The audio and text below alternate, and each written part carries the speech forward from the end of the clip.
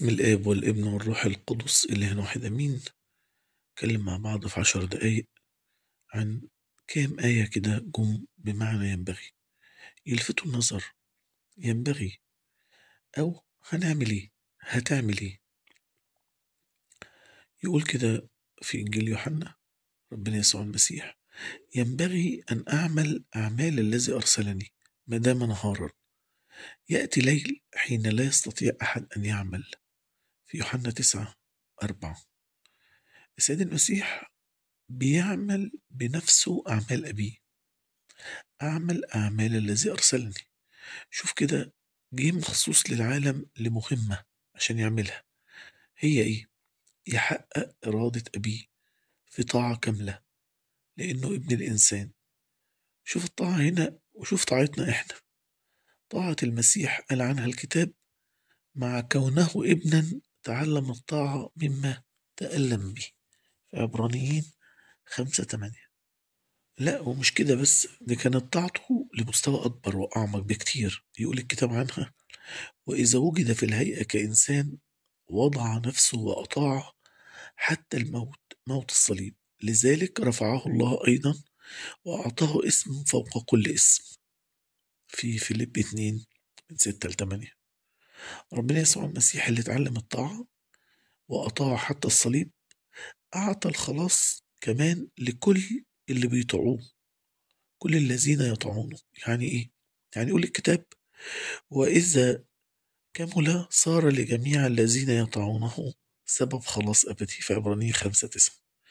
والكتاب علمنا ووصى كل واحد فينا وقال: أطيعوا مرشديكم واخضعوا لأنهم يسهرون لأجل نفوسكم. في عبرانيين 13:7. الحقيقة سهل الواحد يقول حاضر، بس صعب يكون شاطر. يعني إيه الكلام ده؟ يعني نعرف نقول حاضر، بس صعب نعيشها وننفذها. مش بنطيع في الحق، وكمان أحيانا طاعتنا مش من القلب، وربما في أوقات كتير مش بنقبل عمل ربنا فينا. يعني مش سهل الواحد يقول حاضر ويعيش اللي بيقوله. نيجي نراجع نفسنا كده ونشوف طاعتنا لمين. يقول إيه بقى كده في الآية ويكمل ويقول: ما دام نهار. ما دام نهار، ودي إشارة لحياتنا الجسدية على الأرض. الليل هو نهاية الحياة، ودي رسالة موجهة لنا كلنا، لأن النهار هو حياتي وحياتك، وإحنا كلنا مدعوين عشان نستخدم النهار ده، بس نستخدمه أفضل استخدام. طبعا قبل ما يفوت العمر بعيد عن عمل الخير. دلوقتي إحنا في هذا النهار اللي هو حياتك. اعمل أعمال الله، لأن مفيش ندم بعد فوات الفرصة. كل واحد هيشيل شيلته على قد ما هو اهتم أو أهدر وقته وضيعه. كمان قيل عن السيد المسيح في لوقا 17:25: ولكن ينبغي أولا أن يتألم كثيرا ويرفض من هذا الجيل. السيد المسيح شاف تلاميذه فبينبههم، بيقول لهم إنه في الجيل ده هيتألم وهيرفض. ليه بقى؟ بيقول لتلاميذه لضرورة إنه هيتألم ويصلب من اليهود علشان يموت ويفدي البشرية، وبعد كده هيقوم من الأموات ويجي في مجيئه التاني. اتقال كده بصراحة: ينبغي أن يتألم. المسيح اللي طبيعته الإلهية ما تتفقش مع الآلام أخذ طبيعتنا البشرية واتألم وسلم نفسه للمتكبرين والناس الأشرار يضربوه ويظلموه ويفتروا عليه، وكمان اتوجه له اتهامات باطلة. ولو كان دافع عن نفسه كان قادر، وكان قادر يفحمهم كمان. شوفوا احنا كام مرة بقى اتظلمنا وسكتنا، ولا لازم بقى الواحد فينا يصيح ويزعل ويتضايق. وكم مرة قلنا لربنا: احكم للمظلومين. انت عديت بالمشاعر دي؟ اتظلمت وما فتحتش بقك؟ كم مرة اترفضت من اللي حواليك وكنت حاسس انك يعني قليل رغم انك مش قليل، لكن طول الوقت حاسس انك مرفوض وداخل في مقارنة جوانية بينك وبين نفسك وصراع داخلي مع نفسك، انك بتقارن نفسك بغيرك. ربما شعورنا يعني بنقص معين او بسبب تربية خاطئة يخلينا نتصرف بكبرياء، وتعالي كده على الآخرين. ربما مش فاهمين نفسنا كفاية، وكمان ممكن الآخرين يبصوا لنا نظرة سلبية، أو الهدف ضاع مننا وإحساسنا إن إحنا بلا قيمة، أو صدقوني ممكن يكون طموح زائد قصاد قدرات محدودة أو خبرات في الماضي فاشلة. مع كل ده، أنت هتتألم إمتى من أجل غيرك إذا كنت مش قادر تحتمل آلامك؟ لكن الكتاب المقدس يعلمنا إن يشوع وكالب عدوا وتخطوا الروح الانهزامية دي، وبولس اللي انتصر على شوكة المرض برضه عدى واتألم واحتمل. آية كمان من الآيات برضه اللي فيها ينبغي، يقول كده في متى 18:33: أفما كان ينبغي أنك أنت أيضا ترحم العبد رفيقك كما رحمتك أنا؟ سيد المسيح قال المثل ده ليه؟ لما بطرس سأله: يا رب كم مرة يخطئ إلي أخي وأنا أغفر له؟ هل إلى 7 مرات؟ راح المسيح قال له: اسمع بقى، يشبه ملكوت السماوات. وحكى لهم حكاية ملك حب يحاسب عبيده، وابتدى بواحد مديون له ب10,000 وزن، لكن ما عندوش يوفي. أمر سيده يباع هو وامراته وعياله وكل ما ليه علشان يوفي الدين. العبد ده صرخ وسجد وقال لسيده: طول بالك عليا ووفيك كل حاجة. يقول الكتاب: فتحنن سيد ذلك العبد وأطلقه، وكمان ترك له الدين. مفيش بعد كده طبعا يعني غفران. المهم العبد ده خرج من عند سيده أو سيده، لقى واحد هو ليه عنده دين، كان ليه 100 دينار. راح مسكه وقال له: مش سايبك غير لما توفي اللي عليك. الراجل ده سجد وقال له: طول بالك عليا وأوفيك الجميع. لكن الراجل صاحب الدين مرضيش ومسكه ورماه في السجن. مين شاف كده بقى؟ العبيد التانيين. جري واحد منهم على سيدهم وحكاله على كل اللي حصل وشافه. راح سيده استدعاه وقال له: ايه اللي عملته؟ ايه اللي انت بتعمله ده او اللي عملته بعد ما انا تركت لك كل الفلوس دي؟ مش هين عليك تسيب لاخوك الشوية دول؟ وراح قايل له: افما كان ينبغي انك انت ايضا ترحم العبد رفيقك كما رحمتك انا؟ الغفران هو انك تتخلى عنه حاجة، زي ما بيتخلى شخص عن حقه في المطالبة بدين.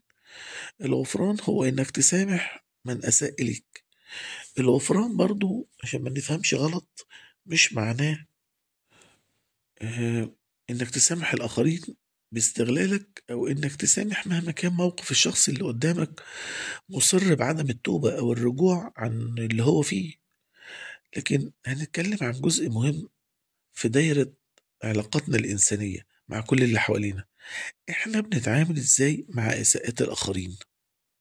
بنغفر علشان ربنا يغفر لنا ونعيش اللي بنقوله: اغفر لنا ذنوبنا كما نغفر نحن أيضا المذنبين إلينا؟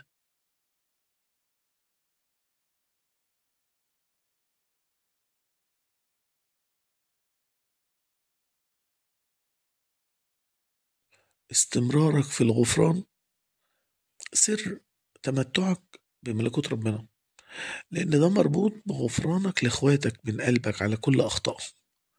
لازم ترحم، لأنه قال: طوبى للرحماء لأنهم يرحمون. لازم تغفر وتفوت وتعدي وتسامح.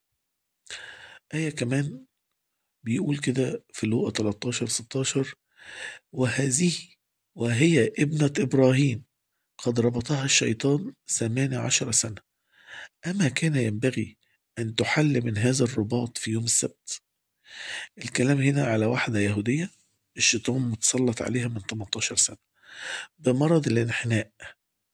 المسيح بيقول لليهود كان ينبغي أن تحل حتى لو في يوم السبت، لأن ده احتياج ضروري أفضل من الحيوانات هي بكتير. يعني الحيوان بيربط طول الليل ونشفق عليه ونسقيه. بالأولى هذه المرأة ابنة إبراهيم اليهودية اللي من شعب ربنا تستحق الرحمة دي بعد 18 سنة مرض الشيطان رابطها وتعبها جدا. جه الوقت بقى إنك تتخلص من قيودك اللي منعاك ومكتفاك. وتروح للي يقدر عليها. لازم تتخلص من أي رباطات. أبونا بيحلك كده لما تعترف ويقول لك: قطع عنا رباطات الخطية.